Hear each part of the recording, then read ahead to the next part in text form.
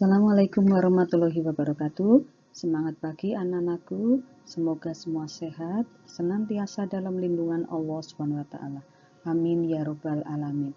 Perkenalkan, nama Ibu Wiwit Isaro SPD, Guru Mata Pelajaran Produk Kreatif dan Kewirausahaan SMK Negeri 1 Slawi. Sebelum mulai pembelajaran, marilah berdoa menurut agama dan kepercayaan masing-masing. Berdoa dipersilakan.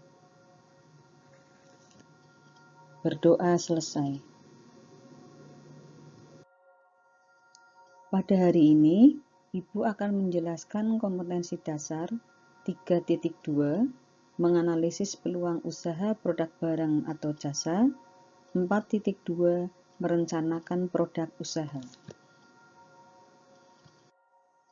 Tujuan pembelajaran melalui kegiatan menggali informasi dari sumber belajar, diskusi, observasi, tanya jawab, peserta didik dapat menganalisis peluang usaha dan dapat merencanakan produk usaha.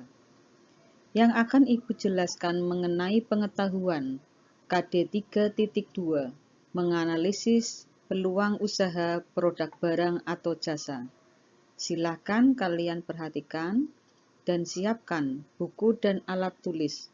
Semangat belajar. Analisis peluang usaha mencangkup materi pokok A. Pengertian analisis peluang usaha, B. Tujuan dan manfaat analisis peluang usaha, C. Metode pendekatan analisis peluang usaha, D. Pemanfaatan peluang secara kreatif dan inovatif. A. Analisis peluang usaha adalah suatu analisis yang bertujuan untuk mengetahui apakah usaha tersebut dapat dikerjakan, dilaksanakan, dan memberikan keuntungan di kemudian hari. Menurut D.J. Schwartz, cara mengidentifikasi peluang usaha antara lain sebagai berikut. A. Percaya dan yakin bahwa usaha dapat dilaksanakan.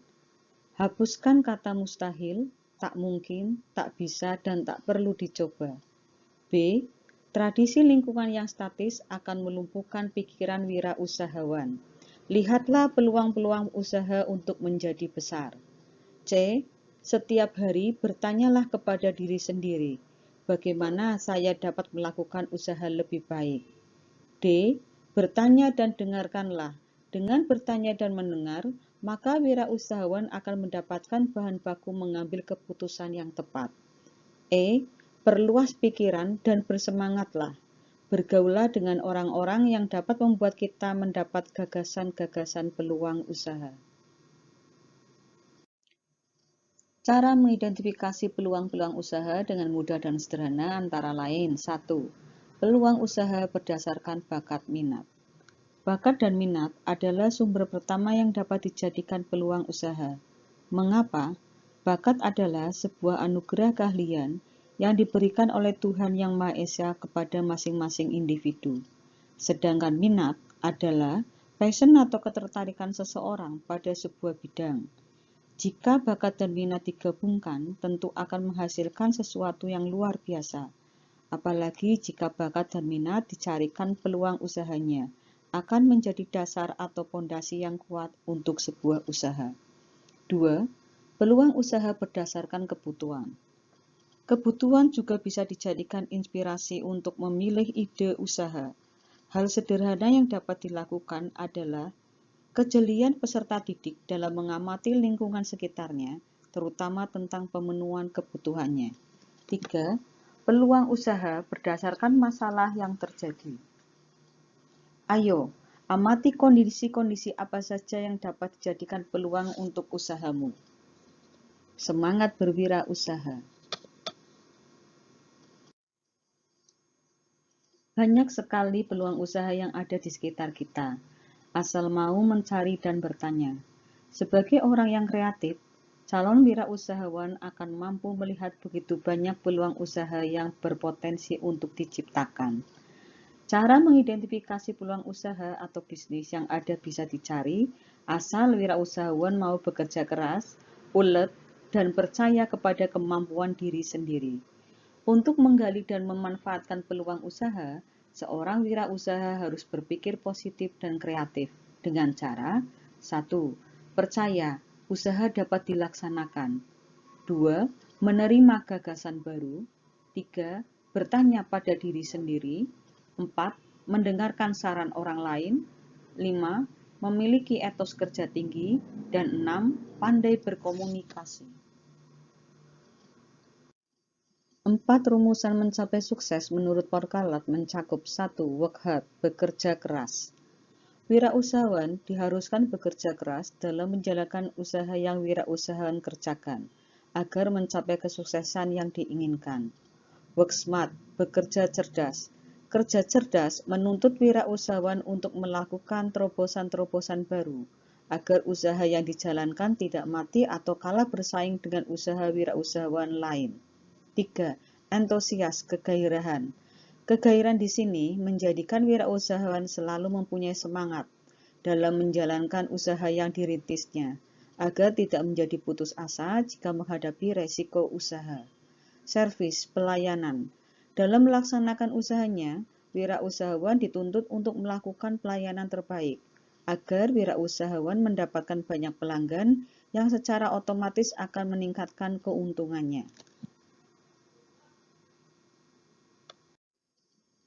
Seorang wirausaha harus memiliki pengetahuan dan keterampilan yang cukup untuk mengarahkan dirinya guna memperoleh peluang, menyusun konsep usaha, merencanakan masuk pasar, mengembangkan diri, serta dibekali dengan teknik-teknik usaha tertentu.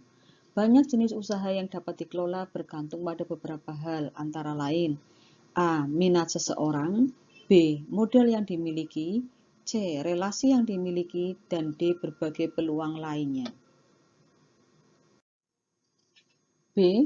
Tujuan analisis peluang usaha.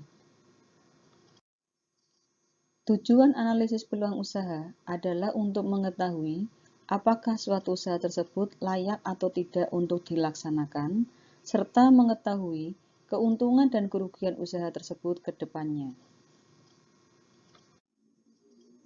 C. Metode pendekatan analisis peluang usaha.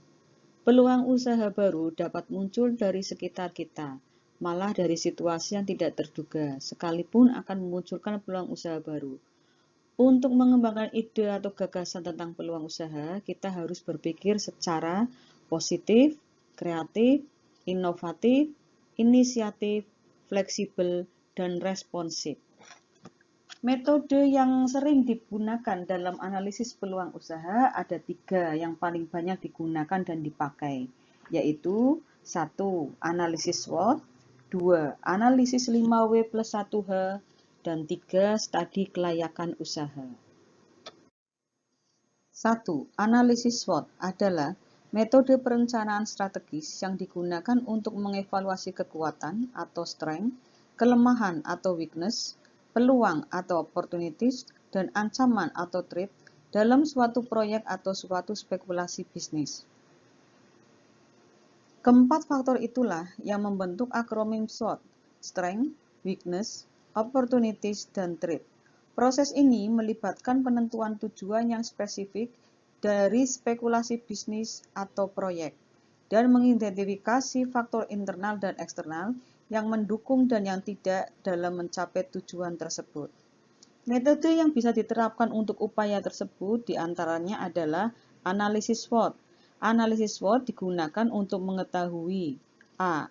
Strength adalah kekuatan apa yang akan mendukung usaha kita untuk mencapai sasaran. B. Weakness adalah kelemahan apa yang membatasi atau menghambat usaha. C. Opportunity adalah peluang usaha apa saja yang menguntungkan dan sesuai dengan kemampuan.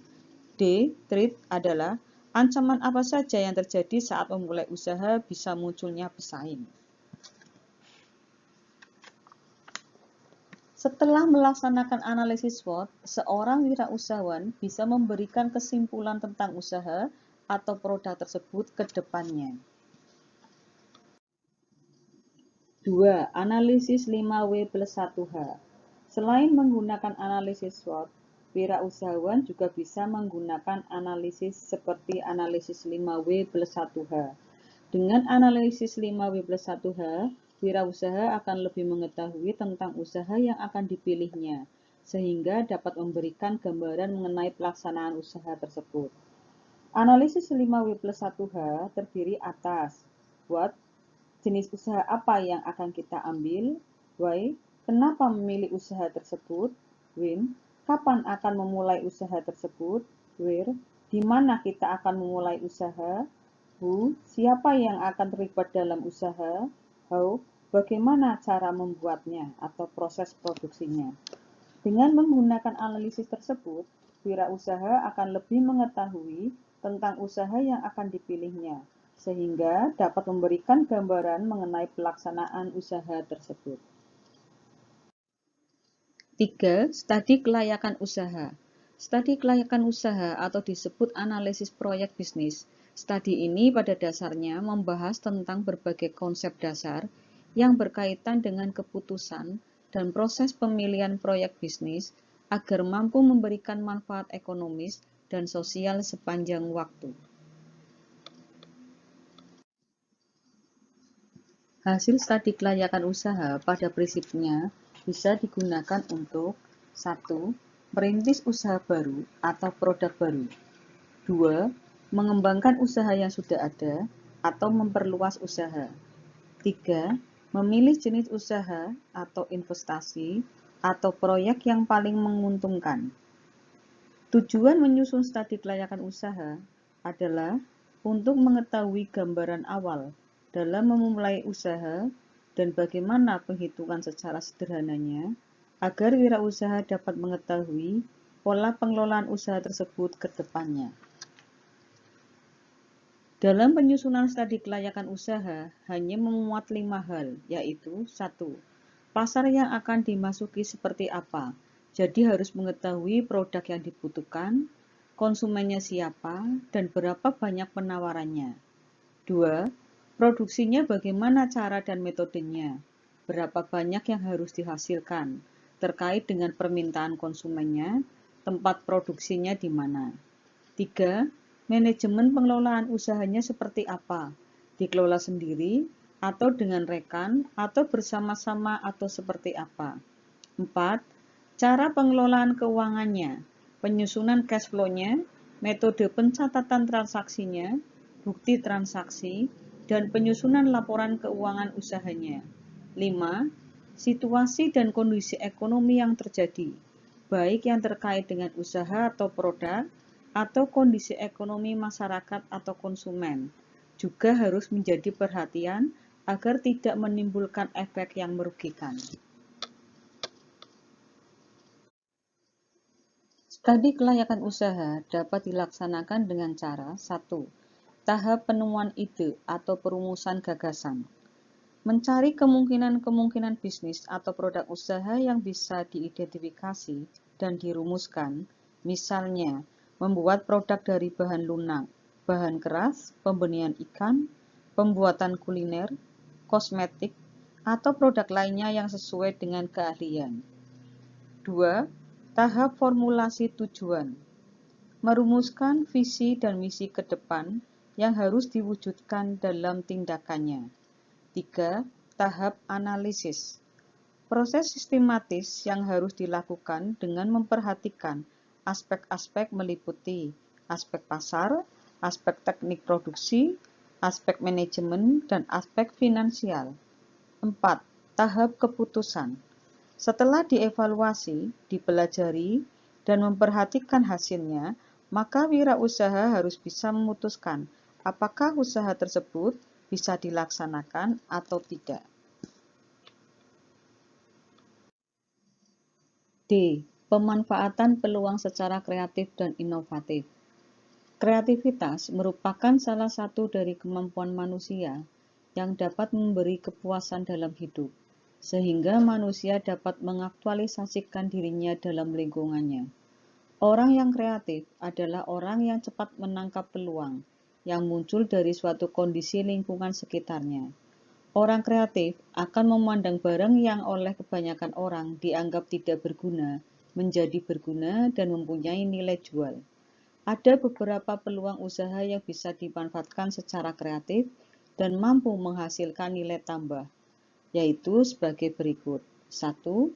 Memanfaatkan barang bekas, misalnya sedotan dibuat bunga, kardus menjadi bingkai foto, ataupun tas. 2.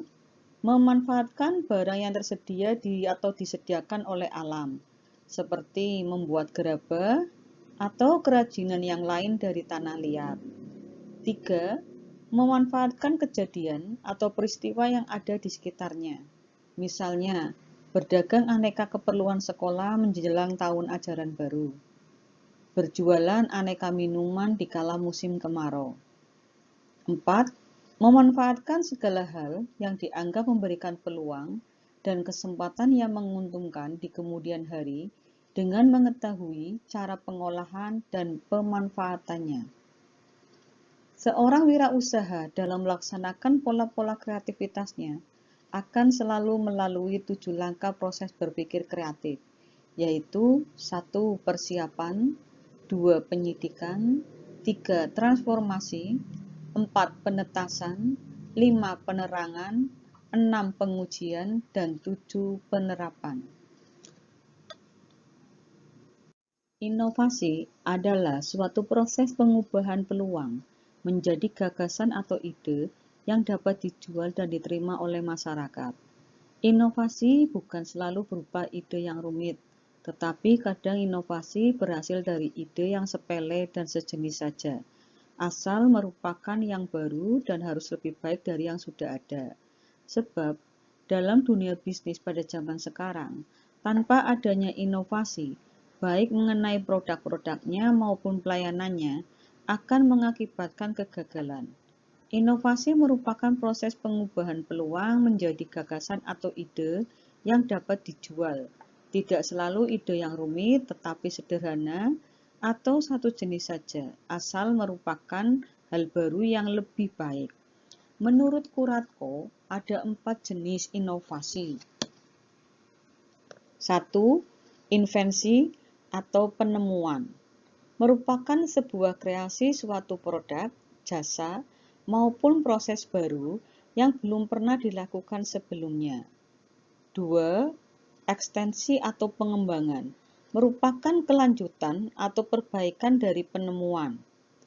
Biasanya, pengembangan dapat berupa suatu produk, jasa, maupun proses yang sudah ada. Konsep pengembangan ini cenderung mengaplikasikan sebuah ide pada produk atau jasa yang sudah ada dengan cara yang berbeda. 3. Duplikasi atau penggandaan merupakan kegiatan meniru pada suatu objek yang sudah ada sebelumnya.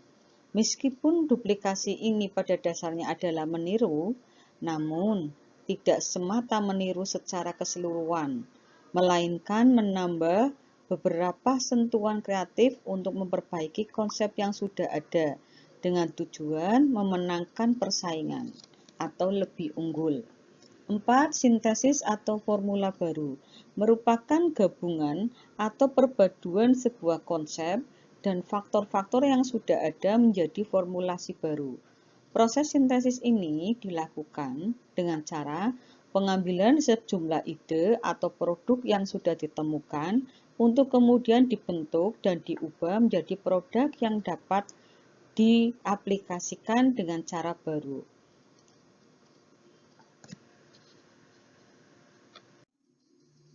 Menurut Coleman dan Hamann, berpikir kreatif adalah berpikir yang menghasilkan metode baru, konsep baru, pengertian baru, perencanaan baru, dan seni baru.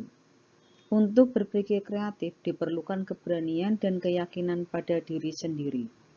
Orang berpikir kreatif karena adanya dorongan untuk berprestasi yang tinggi, serta kesadaran akan pentingnya sesuatu yang baru. Karena kreativitas merupakan hasil dari proses berpikir kreatif yang dilakukan seseorang.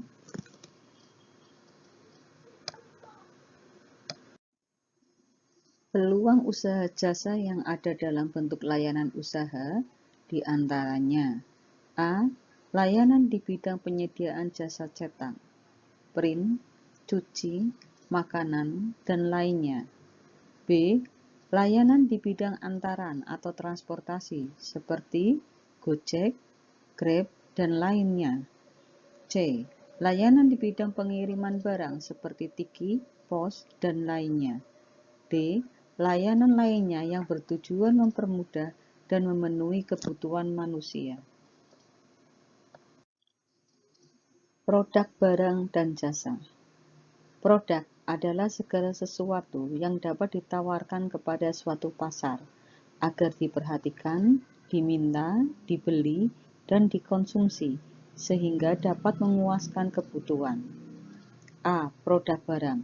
Identifikasi kebutuhan konsumen adalah sebagai berikut. 1.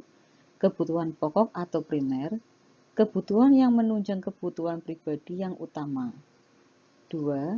Kebutuhan penunjang atau sekunder, kebutuhan yang sifatnya menunjang kehidupan lebih baik. 3. Kebutuhan pelengkap dan mewah atau tersier, pelengkap kebutuhan yang sifatnya mewah.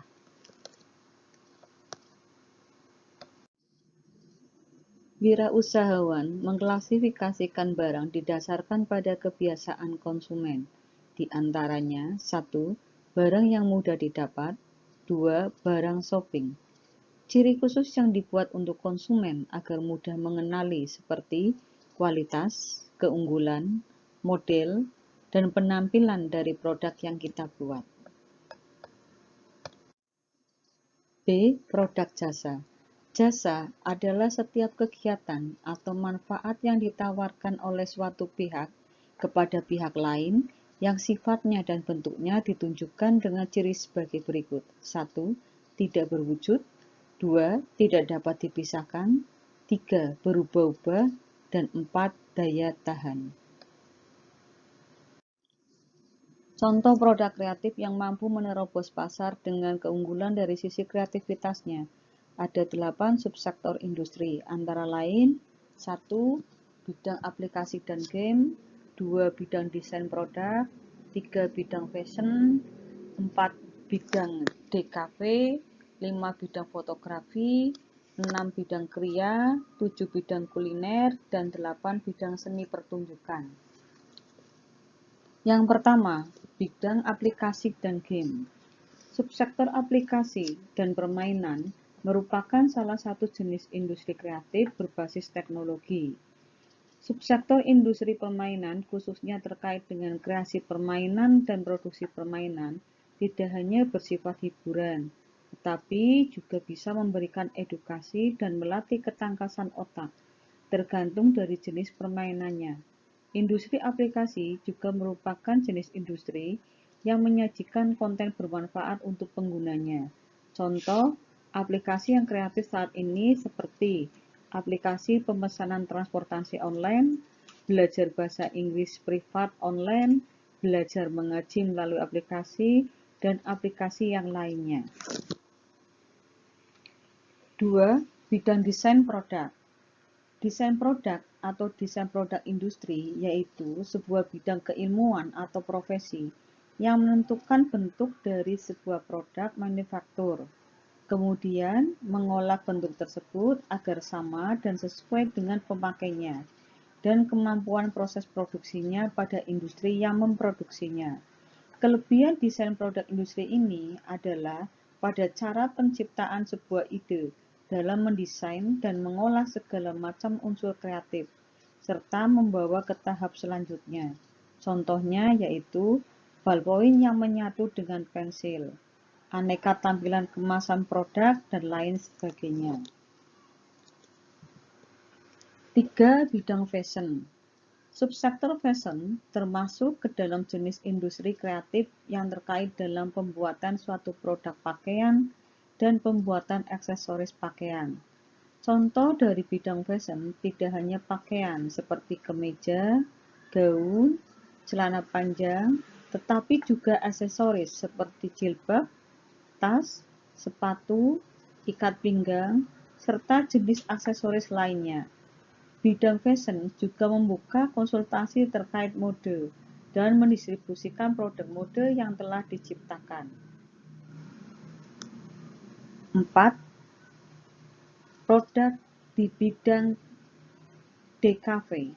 Sektor desain komunikasi visual atau DKV merupakan jenis industri kreatif yang terkait dalam pembuatan desain.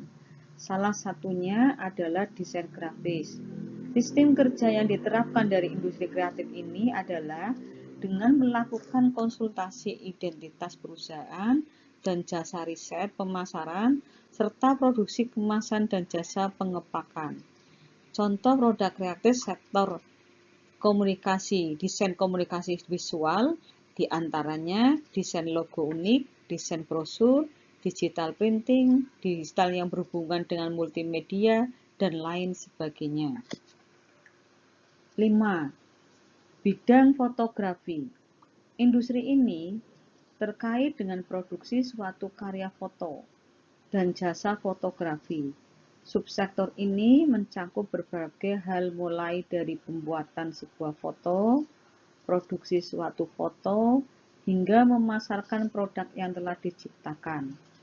Contoh produk kreatif fotografi adalah jasa edit foto digital sesuai keinginan, jasa cetak foto pada medium aluminium, jasa fotografer traveling, dan jasa foto katalog produk. 6. Bidang kriya. Subsektor kerajinan merupakan jenis industri kreatif yang di dalamnya meliputi proses kreasi, produksi, dan juga distribusi dari suatu produk kerajinan yang dihasilkan. Sektor kerajinan ini dibuat oleh tenaga pengrajin, mulai dari desain hingga proses hasil penyelesaiannya. Sektor kerajinan memanfaatkan material serat alam ataupun buatan, kulit, rotan, bambu, juga kayu, dan nantinya akan dibuat menjadi seni kerajinan yang memiliki nilai jual tinggi. Contoh produk kreatif di bidang ini banyak sekali, seperti jam dinding dari media kaleng soda, miniatur motor dari kayu, angklung mini dari bambu, dan masih banyak contoh lainnya. 7. Bidang kuliner. Industri kreatif kuliner sudah memiliki pasarnya sendiri, baik di Indonesia maupun internasional. Sektor kuliner ini meliputi pembuatan kuliner khas daerah dan juga pemasaran produk khas daerah di Indonesia. Sektor kuliner di Indonesia sudah memiliki pasar yang luas dan sudah bisa bersaing dengan pasar retail modern.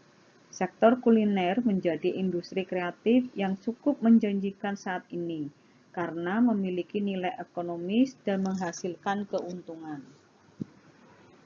Sentuhan kreativitas pada produk makanan dan minuman saat ini semakin berkembang. Terlihat dari munculnya beberapa produk hybrid, yaitu suatu produk baru yang berhasil dari penggabungan dua produk lain. Selain itu, muncul produk-produk makanan dengan teknologi gastronomi seperti spaghetti buah yang diolah menjadi spaghetti, burger ramen, burger dengan bahan mie ramen, dan masih banyak contoh lainnya. 8. Bidang seni pertunjukan. Industri kreatif kelompok seni dan budaya atau pertunjukan meliputi kegiatan kreatif yang berkaitan dengan usaha, yang berkaitan dengan pengembangan konten, produksi pertunjukan, pertunjukan balet, tarian tradisional, tarian kontemporer, drama, musik tradisional, musik teater, opera, tur musik etnik, desain dan pembuatan busana pertunjukan, tata panggung dan tata pencahayaan. Contoh produk kreatif di bidang seni pertunjukan adalah stand up comedy. Demikianlah pembelajaran hari ini, materi menganalisis peluang usaha. Semoga bermanfaat. Kita akhiri dengan membaca hamdalah. Alhamdulillahirabbil alamin. Wassalamualaikum warahmatullahi wabarakatuh.